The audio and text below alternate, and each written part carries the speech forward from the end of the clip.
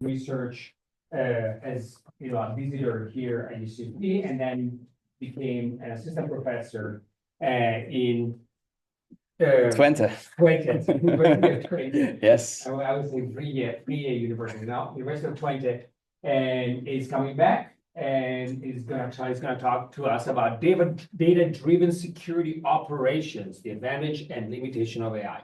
Thijs, thank you very much. Thanks for the introduction. All right. Hi, everyone, and welcome. I think most of you have already seen my face around, at least for the last week, and some of you I've seen before that as well. So welcome to my talk. As Giovanni said, I'm going to talk about the data-driven security operations research that we do at the University of Twente. But first, let me introduce myself a little bit. So my name is Thijs van Ede. A lot of you might have some difficulty trying to pronounce my name. So my first name is, Giovanni is one of them, indeed. My first name is pronounced similar to Mike Tyson's last name, so without the son part. So Thijs is how you pronounce it. So I'm an assistant professor at the University of Twente, specifically in the Semantics, Cybersecurity and Services group, where my focus is on the cybersecurity part. And I research AI for cybersecurity. And this is a picture of the entire group. We're quite a large group. We have about 12 PhD students in security and 4 assistant professors or professors. So we do quite some cool stuff. But today my talk is going to be about the data-driven security operations research that we do. And I'm going to divide that into 4 different topics. So I'm going to talk a little bit about security monitoring. How do we use AI to perform security monitoring? After you do security monitoring, you get a lot of security alerts that you have to deal with. And that's something that we want to triage. So we want to make sure, okay, what security alerts are really important to deal with and which ones can we ignore. Talk a bit about that. Of course, in order to do this security monitoring and alert triaging, you have to know what kind of cyber threats are even out there. So I'm going to briefly discuss some of the research we do in cyber threat intelligence, which is basically the sharing of this information. And then finally, I'm going to talk about the research we do in automatic security response. So once you find a threat, how do you get rid of it? So without further ado, let's first dive into the security monitoring. And one of the areas in which we look at security monitoring is mobile applications. And mobile applications are a quite interesting, and dynamic domain. This was research that we've done 4 or 5 years ago. We looked at the security app or the applications based on mobile phones, where there are a lot of applications that communicate with the network. And the problem with this is you want to make sure that these applications are not doing anything malicious. However, you don't often have the access to everyone's personal device to make sure that you can run virus scanners on those or something. So what we do is we look at network traffic of those devices to determine, okay, what kind of applications are active in this network. Now, that is the idea of this research. Can we infer what applications are active by just looking at the network traffic? Well, one problem that we encounter is that this network traffic is encrypted. So it's not that straightforward to see, okay, what applications are talking over the network. Second is that these applications often don't consist of single purpose. Often they have some sort of application-specific logic, some core logic, but they also provide services like authentication. They might have to get some content from a specific CDN network, which makes it the case that often these components look very much alike between applications. So that's one of the challenges that you have when looking at this. This means that these applications often have very homogeneous traffic, so everything looks alike. Moreover, the things that, or the network traffic that these applications generate is often very user dependent. So you can't really rely on very static behavior of these applications. It's going to be very dynamic. And finally, the type of applications that the user has on their system, they evolve over time. So someone might remove an application, install a new application, or update an existing application. And this will all change the network traffic that these applications produce, right? So how do you deal with that? Well, you still want to detect these applications from the network traffic. Well, that's the question we asked in this research. And the intuition is actually quite simple. Given that we have a couple of applications, and these applications have some core logic that might be different between these applications, but they also share some of these services that they provide. You might say, okay, well, if an application uses some of its core logic, it's easy to identify that application because it talks with the servers somewhere out on the internet that is unique to that application. However, there are also these services that are not unique to an application. So how do you deal with those? Well, the observation that we made is that this set of different services that an application talks to is going to be unique for that specific application.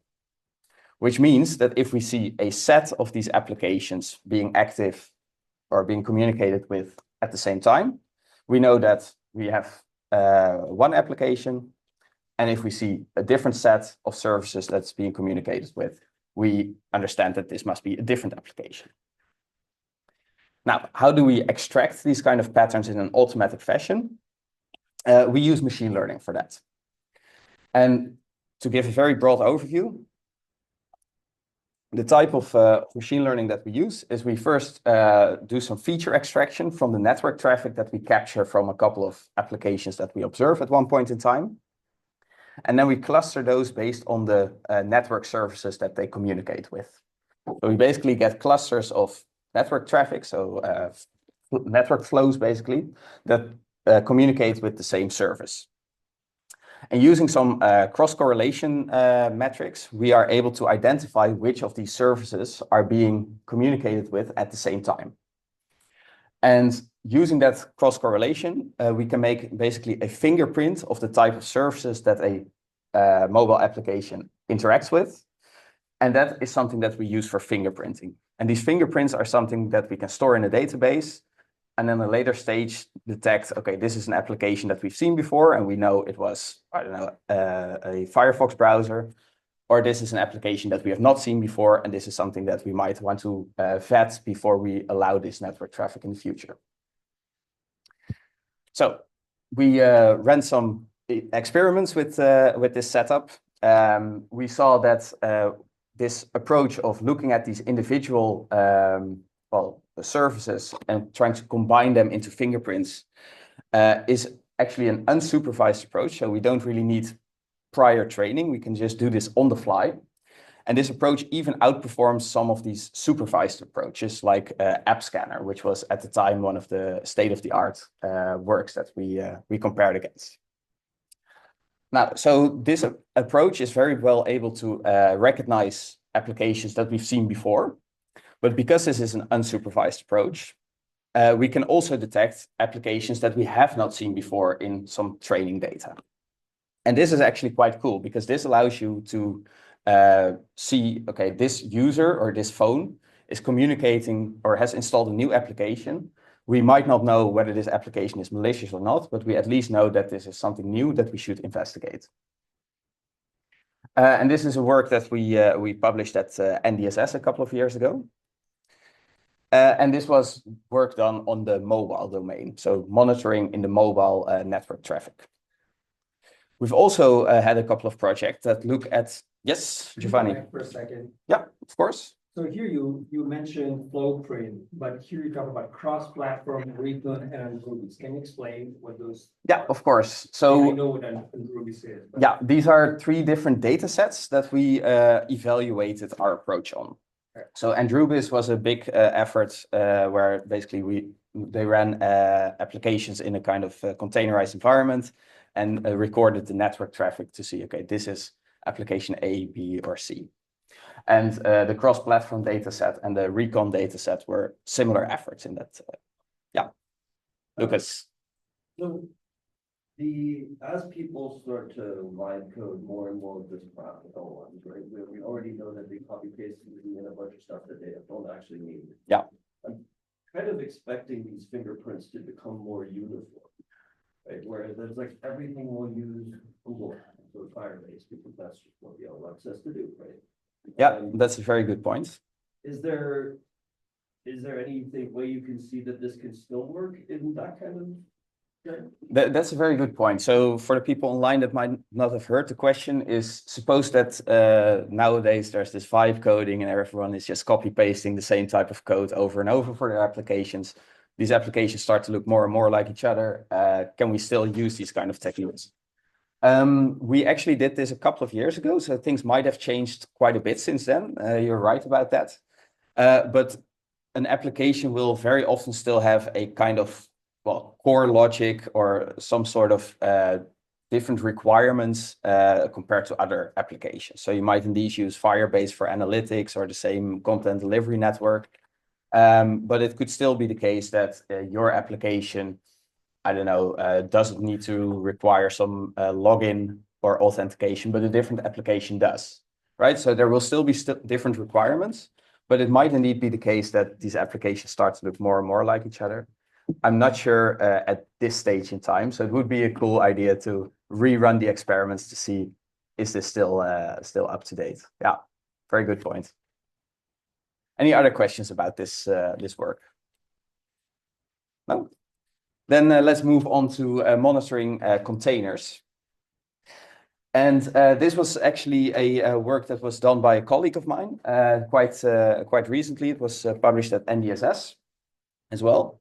The idea is, okay, suppose that we have all of these Docker containers that we spawn up to provide every little service that we have nowadays.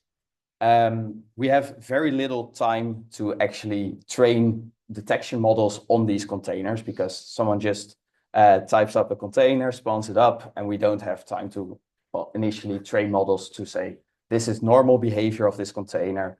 Any deviation from that might be malicious, so can you detect that for us? We simply don't have the time anymore. However, the nice thing about these containers is that very often, if you spawn up a container, you don't just spawn up one container, but you might have different containers that do the same thing and provide a load balancer in front of that. And that might look something like this, where you have a client, you say, this is a container that I want to run, and just spawn a couple of these containers for me. That basically provide the same service. Now, all of these containers should do the same thing. But the idea is, suppose that one of these containers gets infected. If an attack happens, then probably this will only target one single container and not all of the containers at the same time. This means that the behavior of that single container will become different from all of the other different containers that provide the same service. So what if we use these other containers to provide some sort of baseline model and then see, okay, how do the other containers compare against this baseline model, right? And then it is how we try to find inconsistent behavior in containers and try to see, okay, does this actually lead to us detecting malicious behavior? So that is what Replica Watcher does. The way this was implemented is we basically wrote a detector that looks at kernel level events of the services that these containers are deployed on. We basically chunk these events in flows of 30 seconds, try to group all of these events together and encode them in some way that we can understand, okay, this is what represents the behavior of that container at this point in time. And then we use a Jacquard distance to basically compute whether a container is behaving differently from a different container. And using this, we perform some sort of anomaly detection. Now, the interesting thing is these containers, they very often use a kind of base image, so base operating system, and on top of that, they build, well, their container architecture or their container services. And what we did is we tried to compare, okay, what if this base image is upgraded to a newer version? Are we still able to detect, using our approach, whether there is an anomaly going on? Right? And this basically allows you to see, okay, these containers, they are changing over time because, well, we upgraded our base image, but that does not necessarily mean that we actually do something malicious on the container. However, if one of these containers gets infected, then that will be out of tune with all of the other containers. And can we detect that? Is the scenario here that like half of the containers get updated and half don't, or all of them get updated? No, the idea is that all of the containers get updated because you simply update your container and then redeploy it. So that's the scenario that we're looking at. And we see that Replica Watcher can still basically detect a lot of these anomalies that it should be detecting, while even showing, okay, so just to make clear, the light values here are without doing this upgrade, and the dashed values are using this upgrade of the base OS image.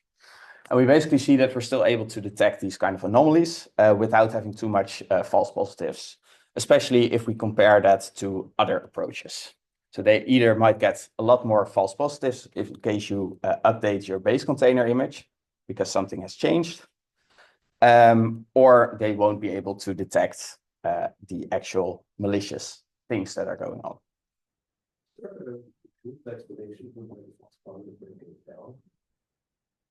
For why the false positive rate goes down? Yeah, that's a good question. I believe that the intuition was that the upgrade of this base container image basically meant that there were some services that were removed out of the base OS, which caused a little bit of irregular behavior. And that's the reason for it.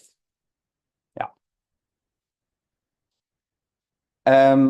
We basically tested this on a couple of different security threats, and we saw that this Replica Watcher is still able to detect most of these security threats with quite high numbers. And this was, of course, quite a cool example of our anomaly detection working. So this was published at NDSS 2024. By a colleague of mine, among which was Andrea as a co-author. Any questions about this part of the research?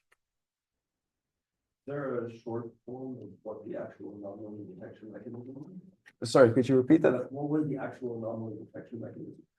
I believe they used the Jacquard distance as a distance metric, and then simply set a threshold of if this distance between the type of syscalls that were present in the time window at one container was different from the syscalls present in the time window of the different container. Yeah, that's a good question. All right, then.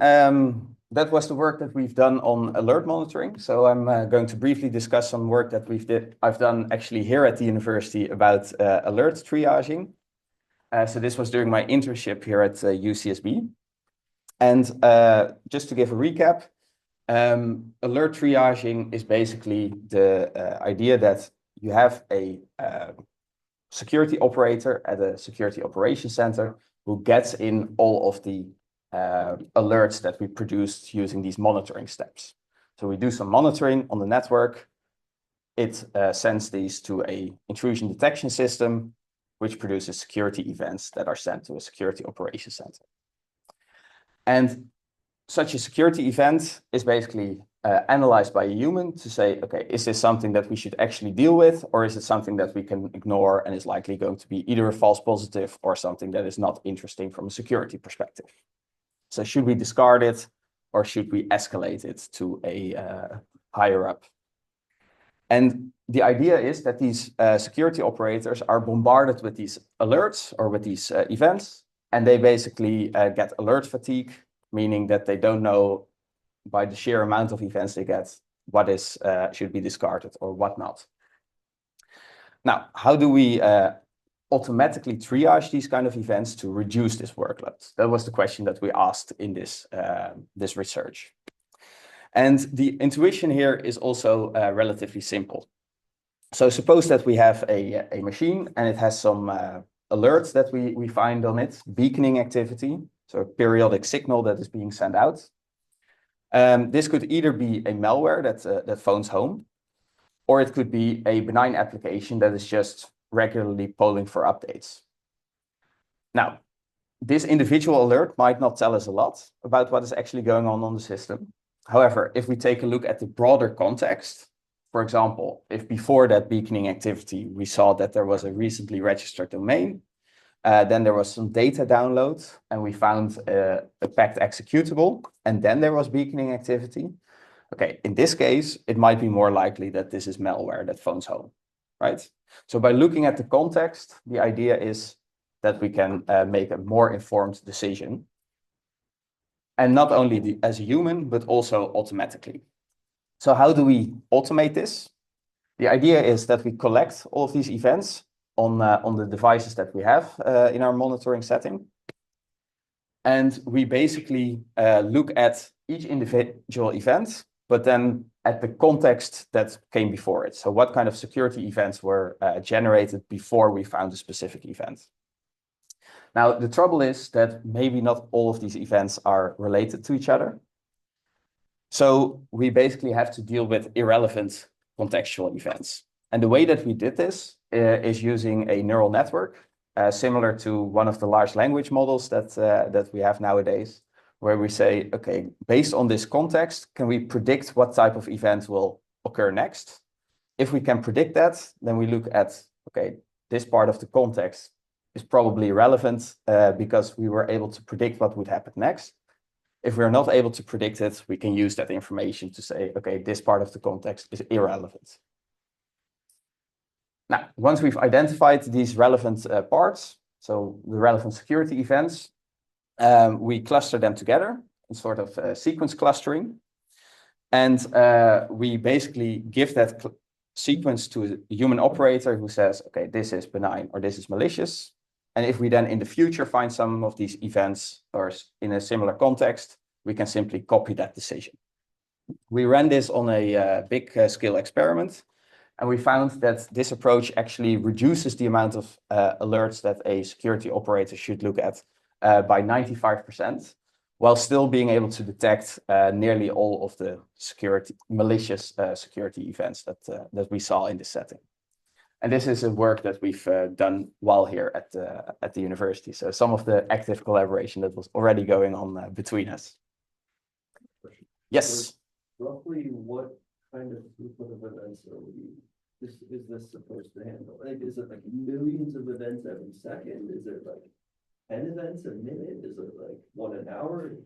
That ballpark. Yeah, I believe, and this is from the top of my head, it is about 200, little less than 200 events per machine per day that were being produced in the data set that we observed. So we had a data set of about 10 million events, which covered 20 organizations over a span of 6 months. But that roughly equates to about 200 events per machine per day. Yeah. So if you have a lot of machines, then this is a lot of work for the security operators. Yes. Where is the data collection actually? Like, I understand there are network events that you can swap from the network, but for some example, you said there might be like hack binary on the host. Does it like involve like third-party security software?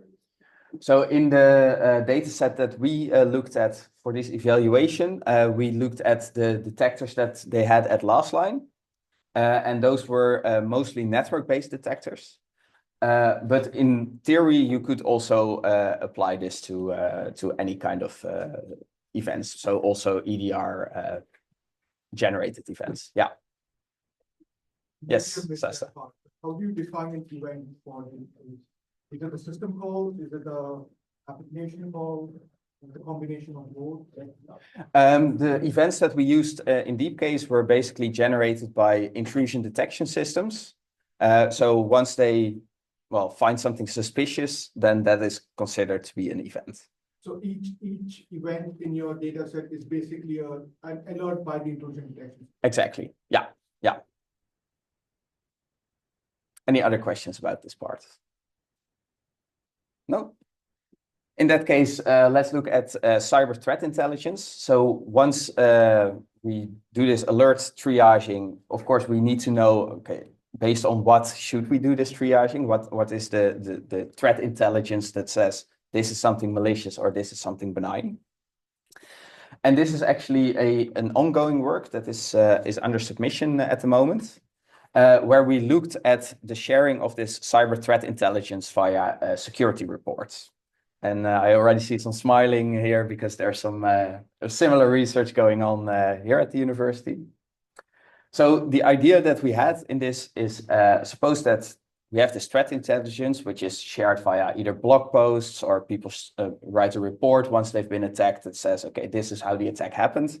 How can we extract useful information about that for security operators to use later on? There's different types of information that you can extract from these reports. For example, indicators of compromise. So let's say an IP address or a specific hash of a file. They are usually quite easy to extract from a report because you simply write a regular expression and you find the indicator of compromise. Then there's also a class of information in these reports, such as the name of a malware or the name of an attack group that might be relatively easy to extract. This is called a named entity, and which basically in natural language processing refers to something that is, a thing that is important in text. And there are already a lot of works out there that looked at named entity recognition and that are able to identify, okay, this is a malware, this is an attack group, this is a piece of software that is being used, for example. However, what we choose to look at is trying to extract the tactics, techniques, and procedures. These are basically the higher level concepts that an attacker takes in order to attack a system. So, for example, a tactic might be the goal that an attacker has for what they want to obtain with the attack. The technique is basically, okay, what is the method that the attacker used to obtain this goal? So did they run a brute force attack, or did they try to elevate their privileges, for example? And the procedure is the instance of the attacker executing that technique. And this is often much more difficult to extract from a text because it's often not explicitly mentioned, but it's implicitly hidden in the text somewhere. So that requires us to understand the text in order to extract these TTPs. Which sounds like a difficult problem, but then again, natural language processing has come quite a long way, or has it? That is basically what we try to look at in this SOK paper. So the idea is that we look at 3 different classes of NLP in order to perform this TTP extraction, as we call it. And suppose that we have one of these reports, as you can see, or a sentence of a report, as you can see on top here. In one of the Ryuk attacks, a reconnaissance of the network was done using the tool @find by executing a script called adf.bat. Then reconnaissance is a technique that an attacker uses. And the execution of a script is also a technique. In this case, if you use named entity recognition, you can actually highlight this is the specific technique that is being used. And that might be very good in some cases. If you use a classification approach, where you just use a big natural language model that tries to say, okay, this is a technique that is present in the text or not present in the text. Well, once you have enough data, you can train such models as well. And of course, we have generative approaches, which is like the ChatGPTs and the generative large language models of this world, which try to say, okay, based on the analysis of this text, these are the techniques that are in there. Now, what are the advantages and disadvantages of each of these approaches? Named entity recognition is very explainable because you can actually pinpoint in the text, this is the technique that we found, and here it is mentioned. But it is limited to these explicit mentions. With classification, you get quite decent performance. However, you require a lot of data to train with, and this is very often scarce in the domain of cybersecurity. Especially these reports, there are plenty of reports out there, but very few of them have actually been labeled where people say, okay, these are the techniques, tactics, and procedures that are in those reports. And finally, generative approaches, if you apply them out of the box, they have relatively low performance. So if you just copy-paste a piece of text into ChatGPT and ask it what are the tactics and techniques in here, it will often hallucinate, produce some random stuff. But there's a lot of extendability on these generative approaches. You can add, for example, RAG, retrieval augmented generation, to boost this performance. But this still requires quite a lot of research in this specific domain. So we basically, with our SOK, made a systemization of these three approaches, looked at the current state-of-the-art performances in this each approach, and performed a comparison on a large data set. And we found that, well, classification and generative approaches often perform a little bit better, but we're not there yet. And we found a couple of fundamental issues with this kind of extraction techniques that we think are interesting to address. For example, the fact that TTPs are often very closely related. So one nice example of this is whenever ransomware is mentioned in the text, that might indicate a technique that says, okay, there was some data encryption going on, because ransomware implies data encryption. But there are also techniques that say, hey, there was some financial theft going on. Well, both might be true, because ransomware often asks for a ransom, right? So financial theft. So while both of these techniques might be implicitly present in the text, experts don't even agree what techniques they're actually interested in. So that makes this a fundamentally difficult problem. So our suggestions here is that we should focus a little bit more on clearly defining these TTPs, what is interesting. Make sure that these techniques are always used in a human assistant way. So basically the approaches can give suggestions to humans saying, hey, this might be in the text, but can never make the final decision, because after all, it's up to the human what they want to get out of the text. And we want to see if we can use these automated techniques to verify if we can not only just observe techniques mentioned in these reports, but also verify whether they happen in practice. This work is still under submission, but we have high hopes that it gets accepted soon. Any questions about this work? Yes, Noah. What would you say then? Did you say it in the paper? You don't want to give it away? 80% precision? Are we there yet? Our conclusion is that we're not there yet. No. A precision of 80% seems good. The experiment that we did this on was on a data set called TRAM2, which is quite a closed world view on TTP extraction. So even on this closed world view, we have very, well, not perfect precision or recall yet. If you move this out to an open world experiment, the performance even drops further. So we're far from there yet. Yeah, but a good question. So Sasta. is the problem with identifying whether, for example, let's say process injection is happening or not, or the issue is identifying the process injection is happening and then mapping it to the correct TTP, like T1047? Which part is the bigger issue? That depends on the type of technique that you use. So very often with these generative techniques, you can still roughly identify, okay, this is the area in which the attack takes place, but then pinpointing the specific technique might become difficult. In the case of classification or named entity recognition, this is more of, okay, we don't even understand what the text is talking about in general. Yeah. I will follow up. Yeah, go ahead. I'm assuming that it is MITRE TTP. Yes, in this case, we used the MITRE attack framework. Do you also happen to look at sub-techniques? Yes, so in the TRAM2 dataset, that is limited to the 50 most common techniques. So that only looks at the higher level techniques. For the sub-techniques, we did this open world experiment that I mentioned with Noah's question, where we looked at all 600 and something techniques and sub-techniques. And there the performance just deteriorates pretty quickly. Yeah. So are we there yet? No, we're not there yet. Yes. And also, other follow-ups, the ontologies that you mentioned that even experts don't agree on what exactly the techniques or procedures. Yeah. Did you just pick one for the work, the ontology that you used? There's a few that are out there floating around there. Very good point. So there are indeed multiple ontologies to choose from when you try to classify these TTPs. In this work, we mainly focused our evaluation on the MITRE ATT&CK framework as an ontology.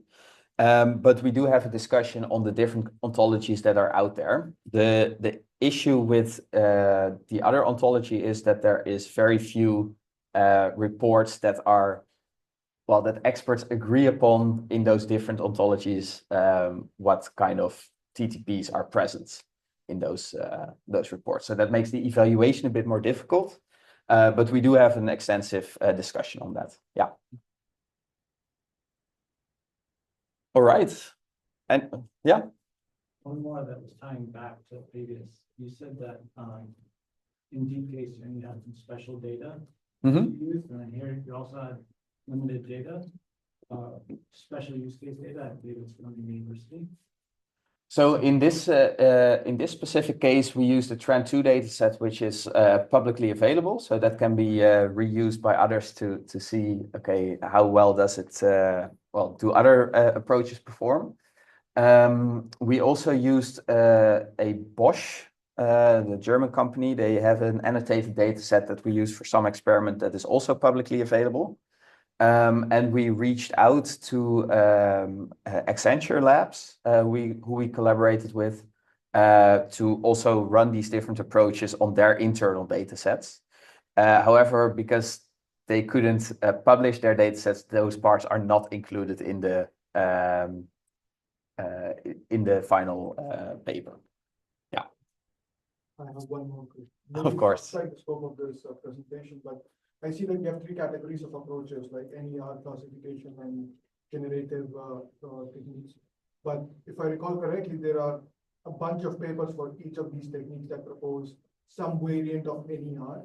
So maybe it's there in the paper, but in general, the one that you reported, is it like you somehow kind of standardize them to perform your evaluation, or did you just pick one of them based on the state of the art? That's a very good question. So for each of the three approaches that we discuss here in the presentation, there are about 10 to 20 papers that are published in literature.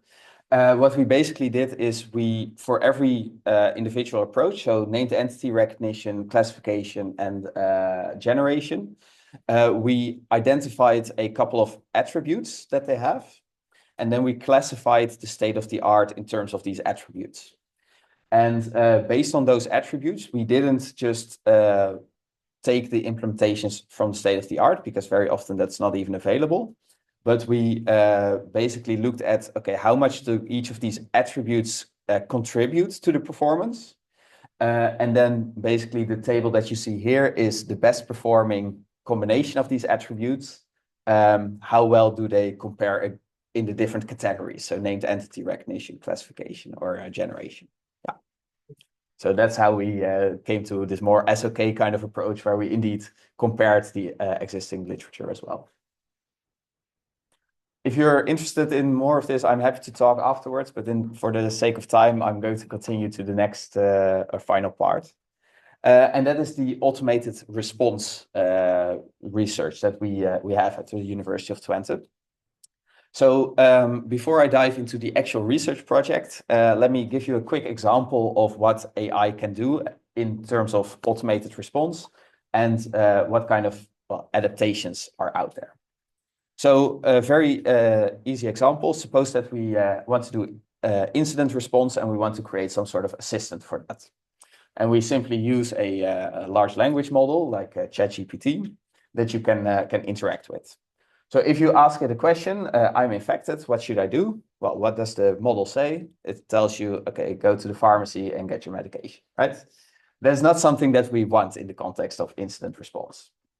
So instead, we prompt this LLM with a system prompt that tells it, okay, you are an AI model, but you are working in the context of cybersecurity, so answer in that context. And then if you ask as a human, okay, I'm infected, what should I do? It will give a result, something like run a virus scan. Now, this is already a little bit better, but running a virus scan is still quite a bit vague, right? So rather than just saying run a virus scan, we can also give it examples of what it should return. and this is called in-context learning. Now, once you apply this in-context learning, the run a virus scan might get a little bit more precise in, okay, this is what you should actually do.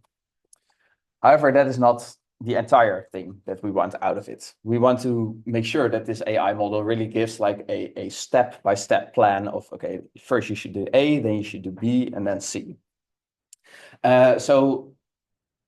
Plus, we should want to make sure that the AI gives a reasoning for why you should take these steps, because as a human, that would help in actually knowing, okay, this is why I'm doing something. And this is called chain of thought learning.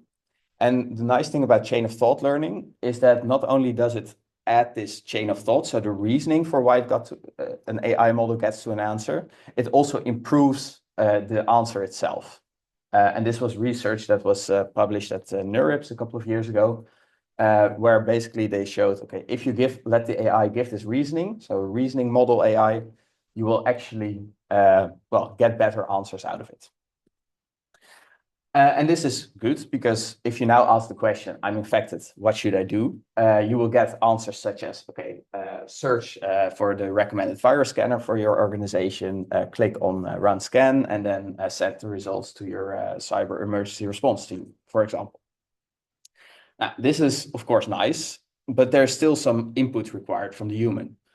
Namely, they have to search, okay, what kind of virus scanner does my company want me to use?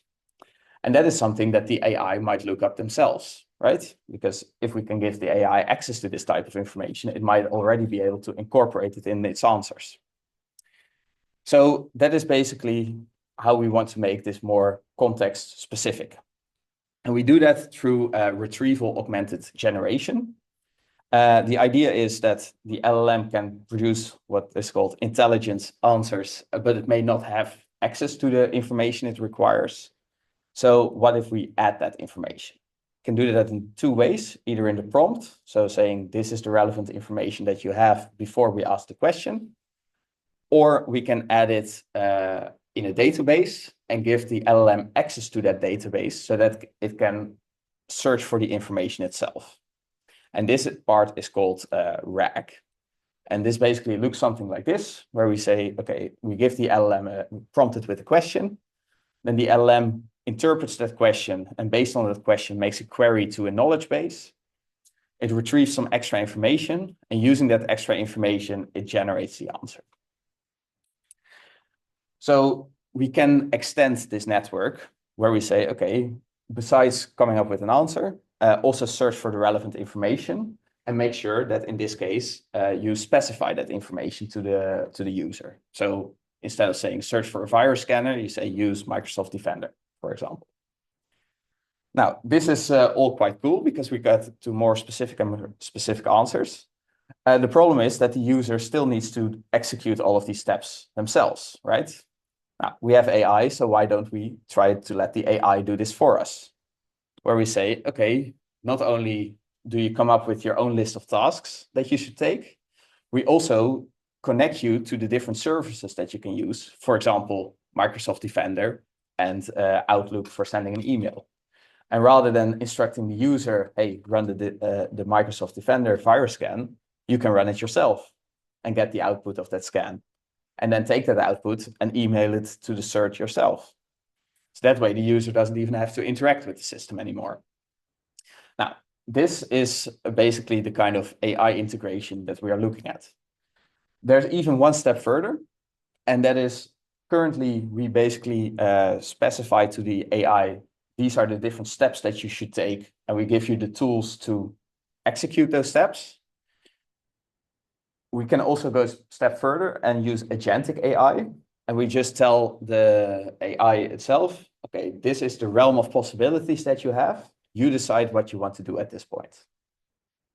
And that hopefully gives a lot of freedom to the AI to actually automatically respond to these kind of either security questions or maybe even perform automatic response in case you get infected. Now, this is also, of course, as if you give such autonomy to the AI, that also comes with a couple of risks. And that is specifically what we are researching at the moment. And we do this in the context of automatically adapting and executing cybersecurity playbooks. So what are playbooks? Playbooks are basically information for security operators to say, okay, in case of this kind of security event, these are the steps that you need to take. So suppose that we have this server that is trying to send malicious traffic to our network. Then this security playbook will basically say, okay, block this specific server. Now, the issue is that these cybersecurity playbooks must be interpreted by a human and then adapted to the specific environment that they're in. So, for example, in this case, we might have a computer in our network that uses Windows, and we have a server in our network that uses Linux. Well, then, if we want to block this IP address of this malicious host on Windows, we have to go to the Windows firewall and block it there. While as on Linux, we might have to run a command for IP tables to block this specific IP address. So the user or the human has to adapt this playbook to the specific situation and then execute it. And that is basically the specific research that we are doing using the process that I've shown you so far. So we basically say, okay, we create this LLM agent, which has given as input this cybersecurity playbook. And then the LLM agent automatically interacts with the machine to perform some sort of reasoning. So it, for example, first asks, okay, what kind of software is available on your system? And then the system returns, okay, I have this list of software, one of which is IP tables. And then the agent has to reason, in this list of software, IP tables is the program that I have to use to block this specific IP address. Once I know this, I can generate the specific command for this, add that to the computer or run that command on the computer, and then try to monitor whether this command actually helped in blocking this IP address or not. Now, of course, there are a lot of challenges here.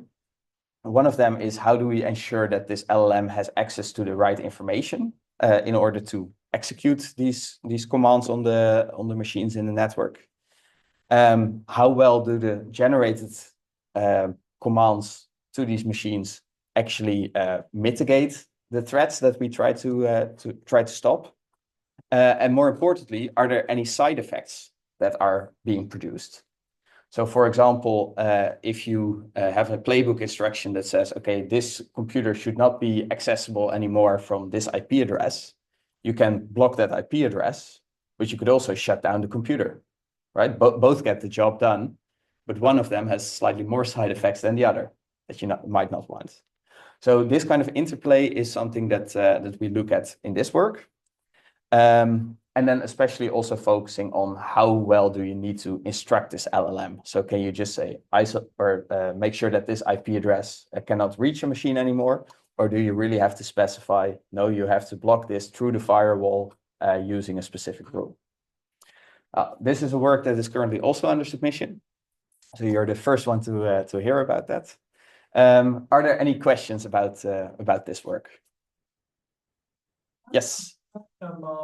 You handle the hallucination of Yeah, how do we handle the hallucinations of these kind of AI systems? That's a very good question. There are a couple of different ways in which we do that. So a hallucination in this setting might come from a couple of different things. For example, at this stage where we say, okay, IP tables should do the job, it might hallucinate for some sort of software that's not even on the system. Well, that's very easy to detect because once you try to run such a software, it will simply give you an error. Then you have hallucinations where you say, okay, we generate a specific command to run on a machine.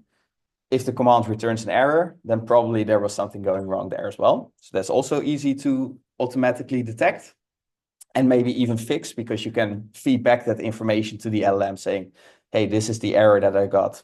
Please adapt your answer.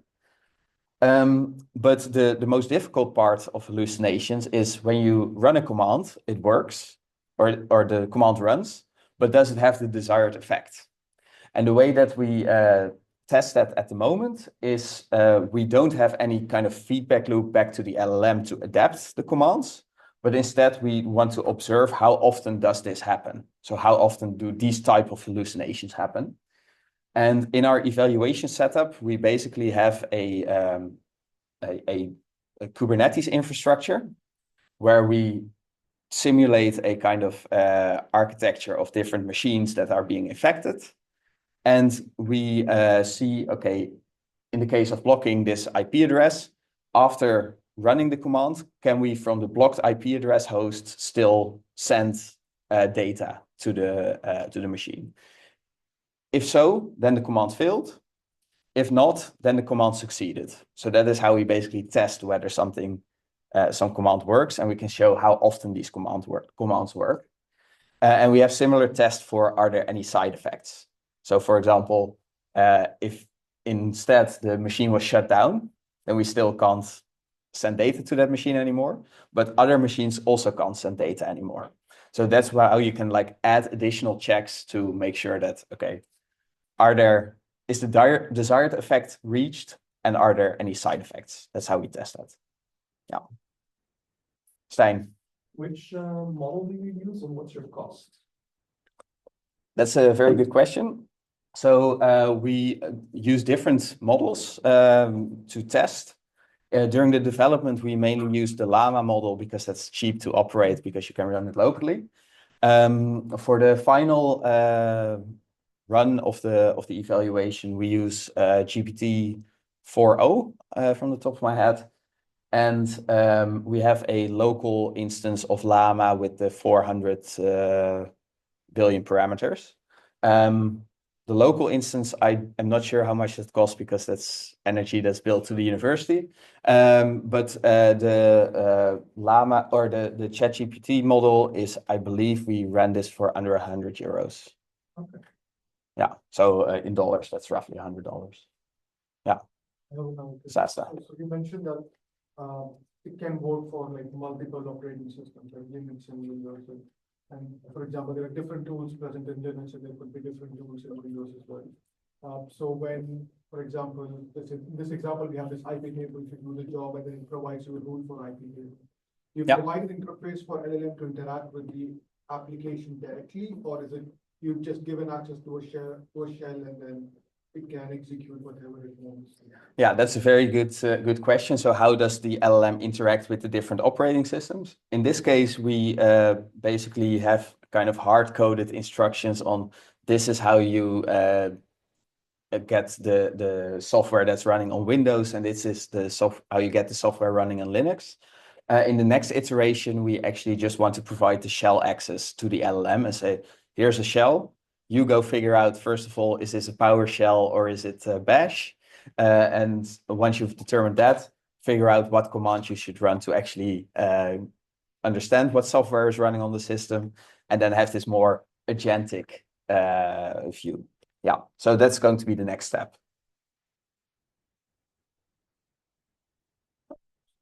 Nice. Then that is, looking at the time, roughly some of the highlights of the cybersecurity or data-driven security operations research that we do at the University of Twente. So we look at monitoring, alert triaging, cyber threat intelligence, and automated response. And while I'm here, I'm happy to share ideas with you guys to see, okay, how can we collaborate on these kind of projects? So thank you all for listening. And in case of questions, just let me know.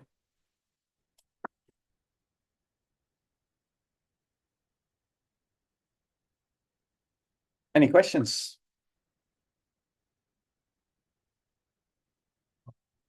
Online also not? All right.